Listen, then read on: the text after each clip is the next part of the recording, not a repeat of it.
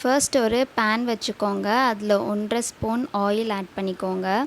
நான் already 1/4 kilo வெண்டைக்காயை நல்லா வாஷ் பண்ணி கட் பண்ணி வச்சுருக்கேன். அதை நான் இப்போ இதில் ஆட் பண்ணிக்கிறேன். வெண்டைக்காய் நல்லா ஆயிலில் ஃப்ரை ஆகணும். ஸோ நம்ம இப்போ இதை நல்லா கிளறி விட்டுக்கலாம். வெண்டைக்காய் எந்த அளவுக்கு ஃப்ரை ஆகுதோ அந்த அளவுக்கு நம்மளுக்கு டேஸ்ட் இருக்கும்.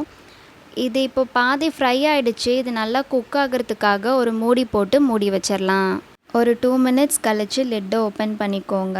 வெண்டைக்காவோட அவுட்டர் லேயர் பார்த்தாலே நம்மளுக்கு தெரியும் இது நல்லா குக் ஆகிடுச்சின்னு. ஸோ இதை தனியாக ஒரு பவுலில் எடுத்து வச்சுக்கோங்க. அடுத்து ஒரு கடாயில் 1 ஸ்பூன் ஆயில் ஊற்றிக்கோங்க.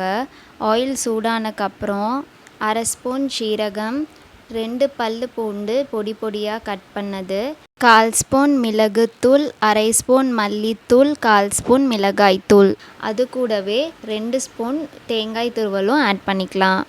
இது ஒன்றோடு ஒன்று நல்லா மிக்ஸ் ஆகணும். இது லைட்டாக வணங்கிடுச்சு. இந்த ஸ்டேஜில் நம்ம 1/4 ஸ்பூன் மஞ்சத்தூள் ஆட் பண்ணிக்கலாம். இது இப்போ ஒரு மசாலா மாதிரி ஆயிடுச்சு. நம்ம ஆல்ரெடி ஃப்ரை பண்ணி வச்சுருந்த வெண்டைக்காயை இதில் ஆட் பண்ணிக்கலாம். இதை நல்லா கிளறி விட்டுக்கோங்க.